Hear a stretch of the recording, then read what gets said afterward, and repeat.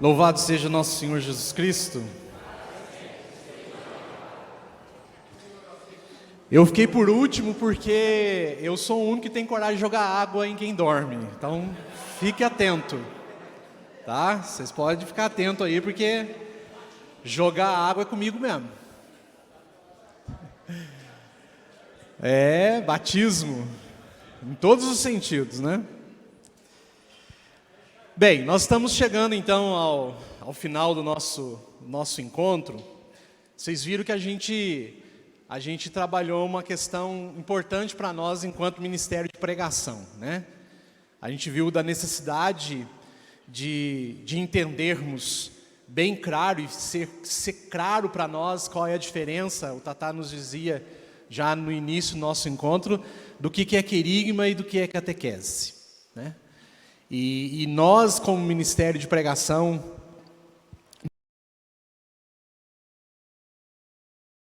definido essa questão para nós enquanto ministério, né? Eu conversava com o Tatá, nós estávamos conversando e refletindo sobre isso. Existe hoje, infelizmente, ainda existe hoje uma grande confusão em relação a isso nos grupos, né? Nós somos um ministério de pregação querigmática, né? Essa é uma coisa que a gente precisa deixar bem definido. Isso não quer dizer que a gente não possa dar as nossas formações, fazer as nossas formações ou fazer as nossas pregações em seminários, etc. e tal. Isso não quer dizer isso, né?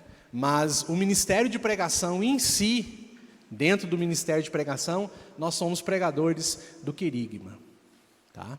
Somos pregadores do querigma. Os nossos grupos de oração têm que ser dessa forma, tá? E a gente então viu esse caminho que nós fizemos, né? Fizemos esse caminho, chegamos até aqui. E eu queria refletir com vocês, dessa última colocação, a pregação dentro da nossa comunidade, a pregação aonde eu estou. Qual que é o nome da sua comunidade? Qual que é o nome da comunidade?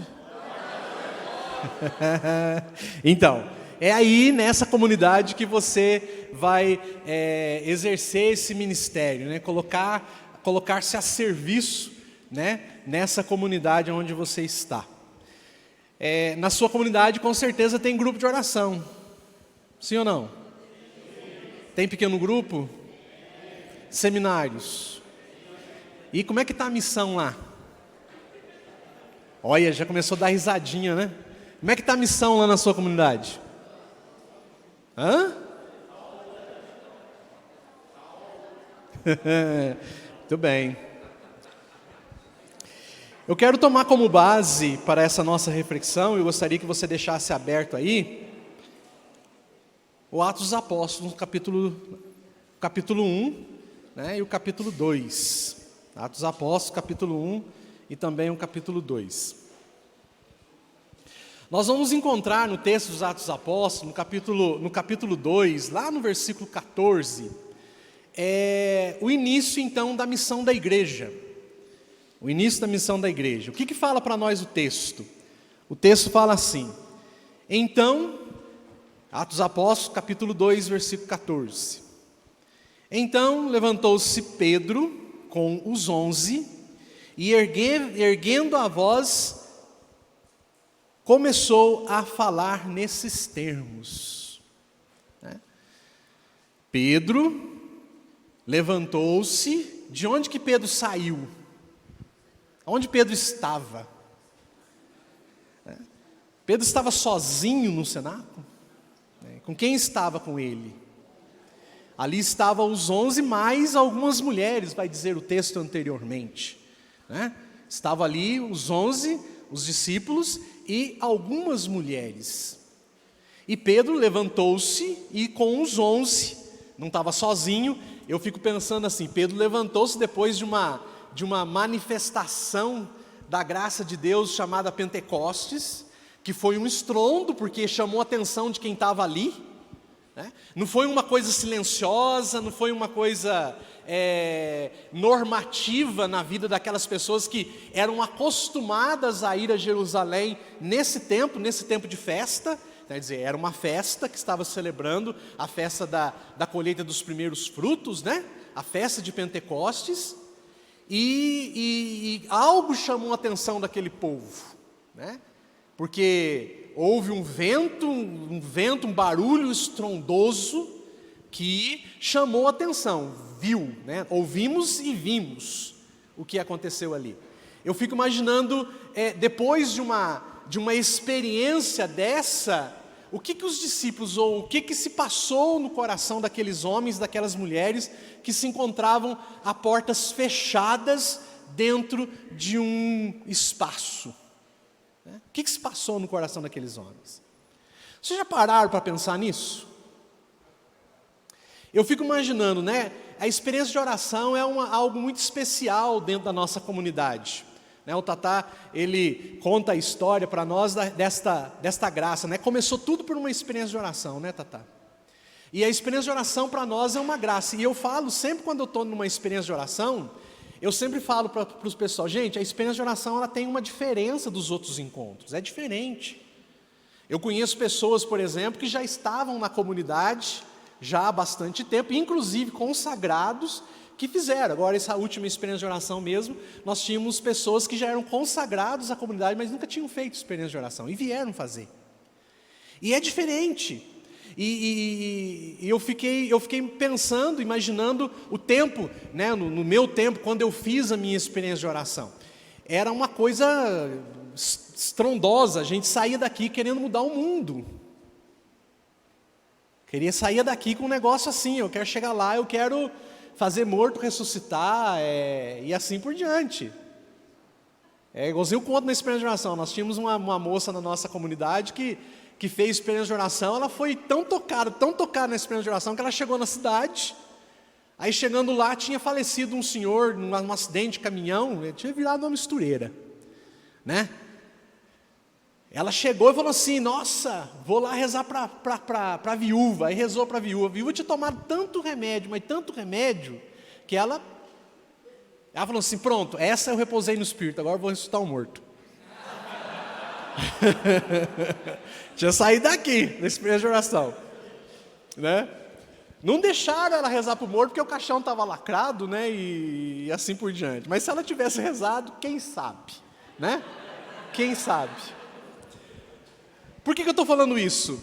Porque eu fico imaginando aqueles discípulos, reunidos no cenáculo, por mais que Jesus tenha falado para eles que era preciso que eles estivessem ali, porque ia cumprir-se uma promessa ali, então eles tinham que esperar, mas as portas estavam fechadas. As portas estavam fechadas. E aqui a gente pode dizer várias coisas. Não podemos dizer que as portas estavam fechadas porque era algo restrito para aquele grupo de pessoas que estavam ali, mas também existe a questão do medo. Eles estavam em Jerusalém, Jesus Cristo tinha se crucificado em Jerusalém, ressuscitado, tinha uma experiência de Jesus ressuscitado, mas no coração daqueles homens, na vida daqueles homens, ainda não havia a presença do Espírito. Não havia a presença do Espírito. Então, quando acontece ali a graça de Pentecoste e eles são batizados no Espírito Santo ali, e o Espírito Santo vem de uma forma definitiva, as portas do cenáculo, ou as portas aonde eles se encontravam, que estavam fechadas, foi aberta. E foi aberta por quem? Pelo Espírito Santo? Não, foi aberta por aqueles homens e mulheres que estavam ali. Tanto que o texto fala, e Pedro levantou-se e com os 11 saiu para fora. Saiu para fora, obedecendo inclusive aqui um mandato dado à igreja, de não esperar, mas de sair. Então, nós vemos Pedro, junto com os 11, saindo e erguendo a voz. E tem algumas traduções que diz assim, e com voz forte. Não é uma voz mais ou menos, é uma voz forte. E a voz forte aqui não é no sentido que Pedro falava alto, ou era estridente, né? Não. A voz forte com uma autoridade diferente, de forma diferente. Não mais com medo, mas com a ousadia de uma experiência capaz de fazer com que as portas sejam abertas. Fazer com que essa porta seja aberta. Então, o que ele chama atenção? Quando ele se dirige àquele povo que foi atraído pela ação do Espírito Santo que aconteceu na vida daqueles homens que estavam dentro daquele cenáculo, ele vai dizer para aquele povo assim: homens da Judéia e de todos os habitantes de Jerusalém. Olha o que Pedro fala: tomai conhecimento disto e prestai atenção nas minhas palavras. Quem é o pregador ali? Quem é o pregador ali? Pedro. Pedro é o pregador. Ele chama a atenção para a sua palavra. Era ele quem falava. Não havia, como aconteceu dentro do cenáculo, uma língua de fogo em cima da cabeça de Pedro, quando Pedro se apresentou àquele povo. Tinha? Aonde o Espírito Santo estava? Em Pedro. Em Pedro. Assim como está em você. Em Pedro. E Pedro chama atenção para si. Olha, sou eu quem estou falando, mas existe por trás de mim uma comunidade. Pedro e os 11. Não era sozinho. Por isso que eu não acredito em pregador avulso. Não acredito. Não acredito em pregação de pessoas que não têm uma comunidade por trás dela. Pedro não saiu do cenáculo sozinho. Ele sai com os 11. Então nós estamos vivendo esse tempo, né? Esse tempo de espera, vamos dizer assim. Nós estamos ainda num período, né, nesse tempo que nós estamos vivendo, que é o tempo da Páscoa. Hoje, né, é o primeiro domingo da Páscoa? Segundo. É o segundo, é verdade. Segundo domingo da Páscoa, né? Daqui a alguns dias, nós vamos estar comemorando a festa de Pentecoste, né? Nós vamos estar comemorando a festa de Pentecoste. Veja, nós podemos dizer aqui, podemos afirmar aqui, que o grande fruto da Páscoa é... Qual que é o grande fruto da Páscoa? Muito bem, qual que é o grande fruto da Páscoa? Pentecoste. E qual que é o grande fruto de Pentecostes? Nós podemos dizer que o grande fruto de Pentecostes é a igreja. É a comunidade, não é? Mas quem é que gerou a comunidade? Quem é que gerou a comunidade? Veja, o grande fruto que gera a comunidade é o anúncio da palavra. É o anúncio da palavra.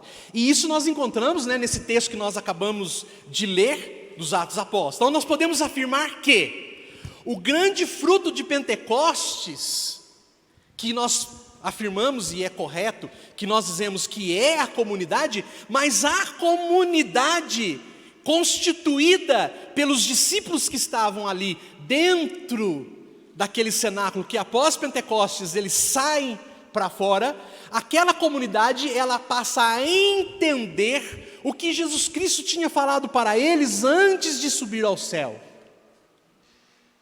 Ou melhor, o que Jesus Cristo tinha dito a Pedro e aos discípulos, quando chamou eles, quando lhe disse: olha, vocês serão pescadores de homens. Porque se nós formos seguir o texto da pregação de Pedro, que começa no versículo 14, nós vamos chegar no final dizendo assim, que foram convertidos naquele momento, na pregação de Pedro, mais de 3.000 pessoas. E a sequência desse texto é Atos 42, que já é a comunidade constituída. Então nós podemos dizer que a comunidade ela é sim fruto de Pentecostes. É fruto de Pentecostes, mas ela é constituída por homens e mulheres que pregam a palavra de Deus, que obedecem a palavra de Deus. e obedece um mandato da igreja. Não é isso que nós encontramos no texto que todos nós que passou, todos os pregadores que passaram por aqui refletiram ou citaram ele. Marcos 15, 16. Ide, e Jesus lhe disse: ide por todo mundo, pregai o evangelho a toda criatura.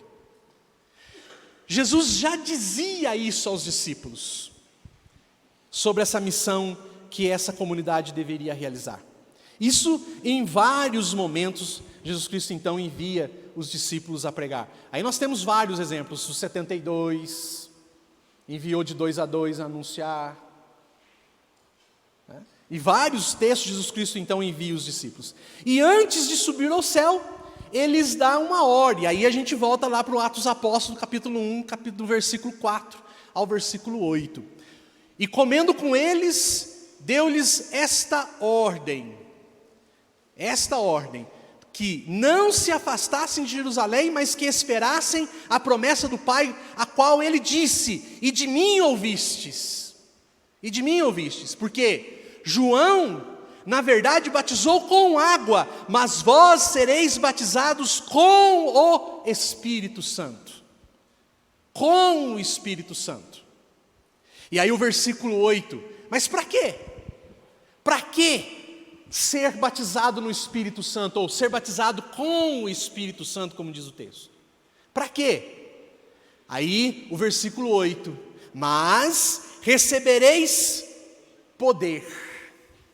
Em algumas traduções está dito força, mas é poder. A força aqui é poder, não é força de He-Man não, né? Força de He-Man que transforma a pessoa, não, é força. Mas recebereis uma força, e tão interessante que a tradução desse texto na Sagrada Escritura vai dizer assim, mas recebereis poder ao descer sobre vós o Espírito Santo. Mas na tradução de Jerusalém, diz assim: recebereis o poder do Espírito Santo. O poder que é do Espírito Santo. Para quê? Para ser testemunhas, aonde? Na comunidade, Jerusalém, na Judéia e na Samaria, para aqueles que já ouviram, mas estão longe, e até os confins da terra, inclusive para aqueles que não acreditam em Deus. Esse é o alcance da pregação. Esse é o alcance da pregação. Aqui, Jesus define de uma vez por toda qual é a missão da igreja. Está definido qual que é a missão da igreja. A missão da igreja não está nas obras sociais. A missão da igreja não está, vou falar baixinho, depois você corta. A missão da igreja não está na campanha da fraternidade, que desde os anos 70, vem trabalhando só a questão social. Não se define missão da igreja aí. A missão da igreja está num anúncio explícito de quem é Jesus Cristo, como Pedro fez. E como que Jesus define então a missão da igreja ou a missão da comunidade? Jesus diz assim: o Espírito é dado, a promessa é feita, e a promessa feita é promessa cumprida. Então, eu disse que sereis batizados no Espírito Santo, como João também já falou, mas João batizou com água, mas eu vos darei o Espírito Santo, e deu. E ele vai além, porque ele diz que o Espírito Santo é dado, e o Espírito Santo seria dado, e foi, mas ele diz que junto com essa graça, junto com essa ação de Deus em nossa vida, chamado Espírito Santo, vem poder.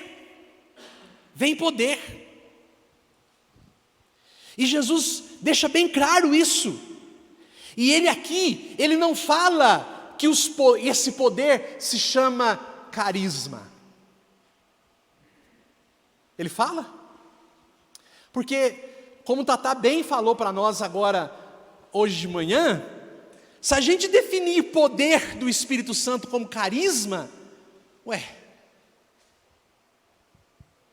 e o poder que diz aqui é o poder do Espírito Santo. Mas qual é o poder do Espírito Santo então? Alguém sabe falar para mim qual que é o poder do Espírito Santo?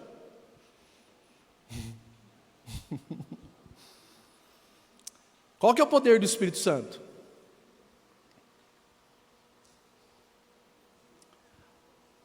Eu estava rezando essa pregação e pensando, e eu queria refletir uma coisa com vocês que é fruto de minha oração, baseado no que alguns padres da igreja falam. Qual que é o poder do Espírito Santo?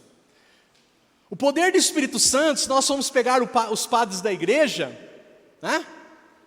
Os padres da igreja, nós vamos encontrar que, e é tão bonito a gente ver isso. São Basílio e Santo Ambrósio faz uma reflexão muito interessante falando do poder do Espírito Santo. Olha, eles vão dizer que o Espírito Santo, o poder do Espírito Santo nós encontramos na criação. Na criação. Então, nós encontramos o Pai, que é detentor de tudo, então cria. Mas o Pai, Ele não cria sozinho, Ele cria pela palavra, pelo faça-se. Deus disse, Deus falou, certo? Então, Deus cria através da palavra dita, Jesus Cristo. Mas aonde está o Espírito? Nós vamos pegar lá em Gênesis que a palavra de Deus fala que antes de tudo havia escuridão, né? E o Espírito pairava sobre as águas. Ponto. Nós não encontramos mais aqui, na criação, no falar de Deus, nós vamos só encontrar na criação do homem, quando Deus sopra sobre o homem, né? E ali a gente encontra bem a figura do Espírito, o sopro, o hálito, o ar, o ruar de Deus. Mas, se nós formos colocar e entender o que São Basílio e o Santo Ambrósio vai falar sobre o poder do Espírito Santo, nós vamos ver que o Espírito Santo está na própria palavra. Por quê? Vocês sabem que para que eu fale com vocês agora, para que eu formule palavras, eu preciso do ar. Não é? Eu preciso do ar. O ar, na respiração, e junto com mais um monte de coiseira, né, que existe né, a diafragma, cordas vocais, mas as cordas vocais elas são tipo cordas sonoras, né? Que você precisa de um, e nesse bater ela gera uma vibração. O que causa essa vibração para que eu pronuncie palavra não é o ar. Então, para mim falar, vocês já tentaram falar sem ar? Já? Por exemplo, quando eu era criança, eu levei uma bolada. Aqui, tá jogando bola. Uma bola recebendo outra bola. Eu levei uma bolada tão grande aqui que eu fiquei sem ar. Então, eu não consigo falar. Por quê? Porque me falta ar. Se me falta ar, falta palavras. Então, quando Deus diz, faça-se, é preciso sair ar. Então, São Basílio vai dizer assim: na criação, os seres, a causa primeira, na criação dos seres, a causa primeira de tudo que existe é o Pai. A causa instrumental é o Filho. É o Filho. E olha que lindo, a causa de aperfeiçoação é do Espírito. Então, se nós olharmos para a criação, nós vamos ver Deus criando como o primeiro de tudo, e que existe é o que cria, é o Pai. Mas Ele cria através de um instrumento que é o Filho, mas Ele dá perfeição pelo Espírito. Então, dizer que o poder do Espírito é transformar o caos em cosmos. Transformar aquilo que é criado no caos, sem beleza, imperfeito, porque é Deus que criou perfeito, mas sem, como diz São Basílio, sem a perfeição do Espírito. Então o Espírito vem da perfeição à criação. Então qual que é o poder do Espírito? Tornar aquilo que não é belo em belo. É este poder que nós recebemos. É este poder que a igreja recebeu. E aí ele vai dizer assim: é pela vontade do Pai que os espíritos criados subsistem. É pela força operativa do Filho que são conduzidos a ser. E é pela presença do Espírito que chegam à perfeição.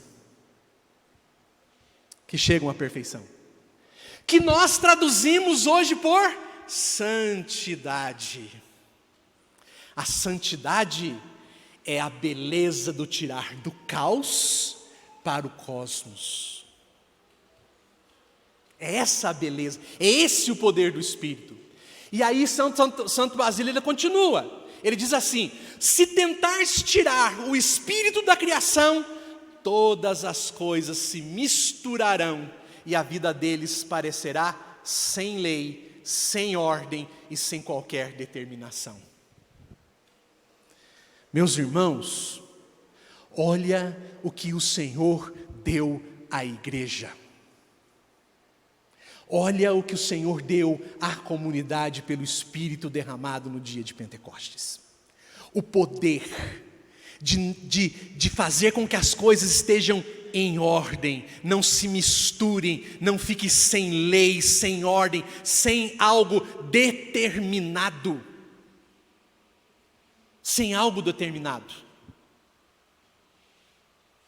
E tudo isso, para quê? Para que seja feito um anúncio, para que seja testemunha, para que realize a missão que é da igreja, que é pregar o Evangelho. Uma vez o Tatá já disse para nós que a crise da igreja, a grande crise que nós estamos vivendo, que é uma crise de uma mistura de vida sem lei, sem ordem, sem determinação, se está assim hoje, é porque nós não estamos pregando no poder do Espírito que dá ordem às coisas.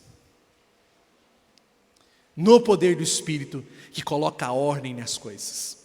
Aí Santo Ambrósio, para não ficar de fora, Santo Ambrósio diz assim, referindo-se aos primeiros versos de Gênesis, quando ele fala: a terra estava deserta e sem forma, e as trevas cobriu o abismo, ele observa: quando o Espírito começou a pairar sobre isso, o criado não tinha ainda nenhuma beleza. Em vez disso, quando a criação recebeu a operação do Espírito, obteve todo este esplendor de beleza que faz e fez o mundo brilhar como mundo. Em outras palavras, o Espírito Santo é aquele que, como eu já dizia, é aquele que faz o criado passar do caos para o cosmo, que faz dele algo belo, ordenado, limpo. O mundo, precisamente de acordo com o significado original desta palavra, e a palavra grega cosmos, é essa transformação que o Espírito Santo faz. Agora então, nós sabemos que a ação criadora de Deus não se limita a um instante inicial, como se acreditava na visão mecanista do universo. Deus não foi uma vez, mas sempre. Ele sempre é o Criador. Isso significa que o Espírito Santo é aquele que faz passar o universo, a igreja e a cada pessoa do caos ao cosmo, da desordem à ordem, da confusão à harmonia, da deformidade à beleza e do velho ao novo. Não é isso que nós cantamos na vigília pascal, no Salmo 140? O que fala o Salmo 140? Aquele que faz, que cria e que renova a face da terra. Enviai o vosso Espírito, Senhor, e renovai a face da terra. Então, qual é o poder do Espírito que recebemos? Pelo anúncio de testemunhar, dar beleza à nova criação feita por Deus pelo ministério da palavra, pelo mistério da palavra. Então nós chegamos aqui ao ponto fundamental dessa nova criação que acontece dentro da igreja, que se chama comunidade. E eu pergunto, como que está a tua comunidade? Está um caos ou um cosmo? Está um caos ou cosmos? Ah, Wilson, está um caos, mas nós estamos lá lutando para que se torne cosmos. Não é? Eu penso que todos nós vamos responder isso. De vez em quando está um caos, mas nós pregamos, e porque nós pregamos, nós tornamos, nós damos beleza à criação.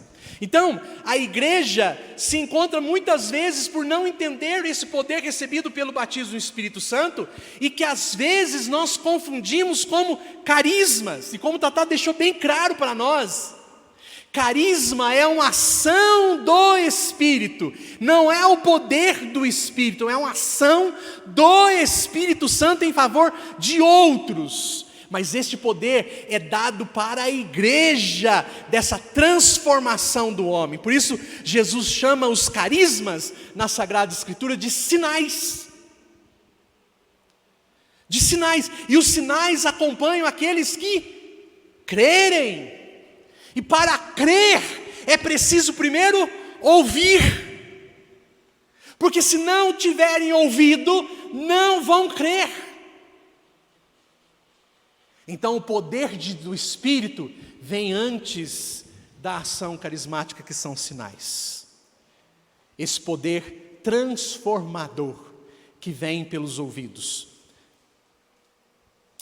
Eu não me lembro, Tatá, acho que foi você mesmo que uma vez falou de um ícone de Nossa Senhora, em que o raio do Espírito entra pelos ouvidos de Maria. Na Anunciação, o raio que sai da figura do Espírito entra pelos ouvidos de Nossa Senhora. A pessoa, para gerar Jesus, é preciso então ouvir. Ouvir. Sem ouvir, dificilmente nós chegaremos à graça do Espírito. É preciso ouvir. Por isso que o texto do Evangelho de Marcos, do qual nós já falamos, que é onde vai dizer à igreja, ide por todo mundo, pregai o Evangelho a todas as criaturas, e depois vai seguir sobre os sinais, expulsarão demônios, né? Pegarão serpentes, né? Beberão veneno, não fará mal algum. O versículo 20 desse texto, no finalzinho, quando encerra o Evangelho de Marcos, no versículo 20 diz assim: e eles, tendo partido,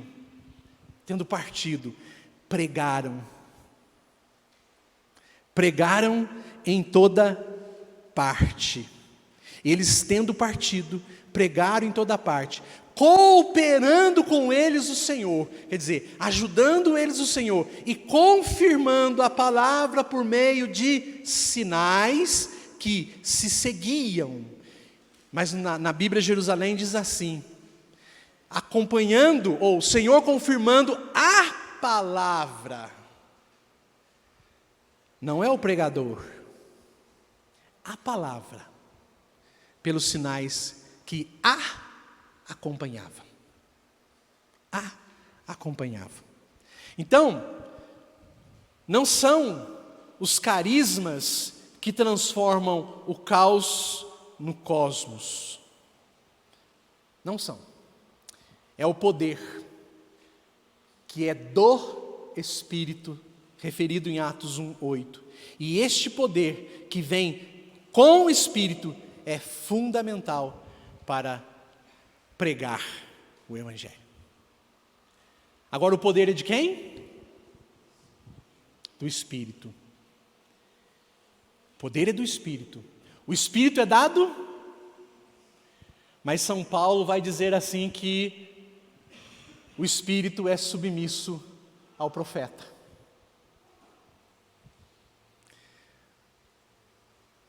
Por isso que é preciso da tua permissão. Por isso que São Paulo vai dizer assim que como que Jesus Cristo se tornará conhecido se não tem quem o anuncie? Jesus Cristo precisa de mim, precisa de você, lá na comunidade, para anunciar o poder do Espírito, que já está em nós. Que já está em nós. Para ter consciência, nós precisamos ter consciência disso, e para nós chegarmos a esta consciência, olha, é preciso nós passarmos por um processo de conversão. E esse processo de conversão já não é mais do coração. Esse processo de conversão é da nossa mentalidade. Que penso eu que é o processo mais difícil de mudar. É a nossa mente. Principalmente nós que estamos já há algum tempo na comunidade, ou já estamos numa caminhada e achamos que nós já sabemos de tudo. Tata ontem dizia que nós estamos em processo de formação. Tem ninguém pronto aqui? Tem? Se você estiver pronto, nós vamos pegar você hoje na missa e vamos fazer uma missa de canonização. Viu? Ninguém está pronto. Mas nós não podemos restringir um poder tão grande. Gente, o poder da criação está dentro de nós pelo Espírito que nos foi dado. Vocês têm noção do que é isso? Vocês têm noção do que é isso? O poder da criação está dentro de nós pelo Espírito Santo que nos foi dado. Que tem, por isso que São João Paulo II fala, né? Dá 10 pessoas para mim cheias do Espírito Santo que eu mudo o mundo. Mas não são 10 pessoas qualquer. São 10 pessoas que têm essa consciência de que o que está em mim é o poder da criação, que deu beleza àquilo que não era belo, e que dá beleza para aqueles que conhecem Jesus Cristo. O Espírito vem e dá então a beleza de ser nova criatura. E isso tudo pelo anúncio do Evangelho. Ah, se soubesse o que tem dentro de você. É a mesma fala que Jesus disse para aquela mulher na beira do poço. Ah, se você soubesse quem é que está pedindo. É você quem pediria. Ah, se você tivesse plena consciência de quem é que está dentro de você. Ah, se eu soubesse. Nós não chegaríamos nesse ponto que nós estamos vivendo nos tempos de hoje. Uma conformidade com o mundo presente. Ao sair daqui, pregador, hoje, ao chegar lá na sua comunidade, tenha essa consciência. Às vezes, nós ficamos preocupados com os carismas, né? Nós ficamos preocupados, como Tata falou hoje para nós, principalmente com o carisma da cura. Principalmente. Não que isso não seja importante, gente. Pelo contrário. Mas a gente fica preocupado com os carismas, com os sinais. É aquela história que o Tata falou da galinha com os pintinhos. Nós ficamos preocupados tanto com os pintinhos que esquecemos da galinha. E desculpa a expressão que eu vou falar para vocês, mas a galinha que é importante. É a mesma coisa. Buscai primeiro o reino, o resto é acréscimos. O importante é o poder do Espírito. Os carismas são sinais desse poder.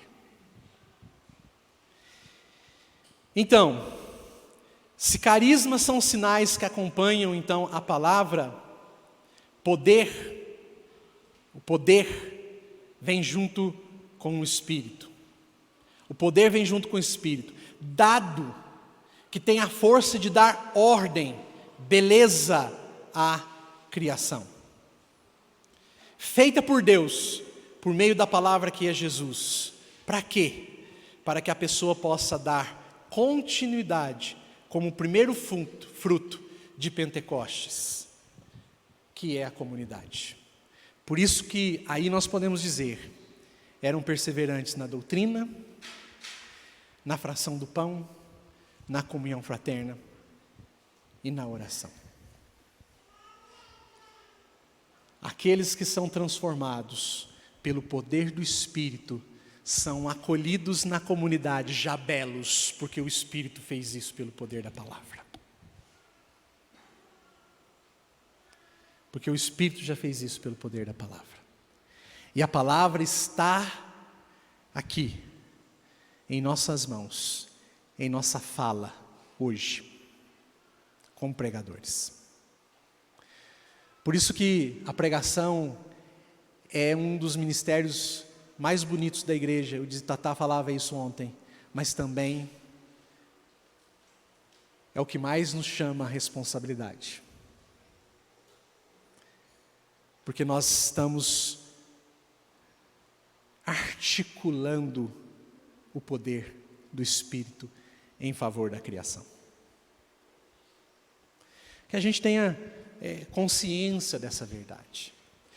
E é por isso que eu queria que nós rezássemos nesse instante um pouco, para que a gente pedisse ao Senhor que viesse ao nosso auxílio para mudar a nossa mentalidade a respeito dessa verdade, para que eu não trate o Espírito Santo como um qualquer, porque a impressão que dá é que nós acostumamos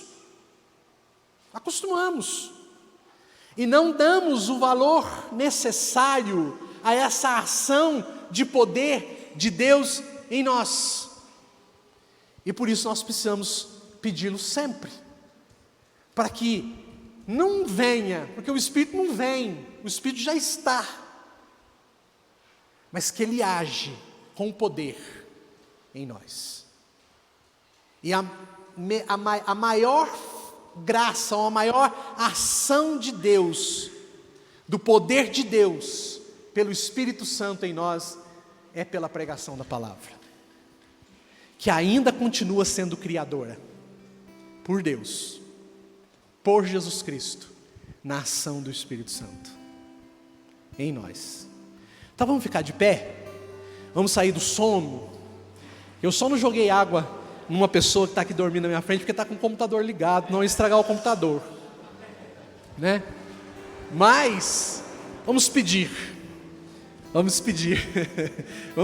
Espírito Santo. Fique em pé, levante seus braços, mas não no sentido de pedir, vem Espírito Santo, porque nós rezamos e cantamos, não é errado, não estou dizendo que isso seja errado, mas o que nós devemos pedir é: explode, apareça, transborde, entre em erupção.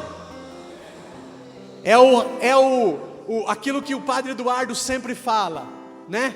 É o sair do Espírito, não sair de mim, mas transparecer, transbordar através de mim. Efusão, uma efusão, não infusão, porque a infusão é aquele que põe, não é? É uma efusão, uma explosão do Espírito Santo. Vamos pedir isso? Vamos pedir como pregador, que o Espírito Santo exploda em mim, exploda no ministério do qual eu faço parte, exploda em mim, através de mim, em favor dos outros. Você pode dizer que o Senhor faça de você participante da criação, da nova criação, que se chama convertidos pelo poder da palavra. Ó Senhor Jesus, nós clamamos, nós pedimos, Senhor,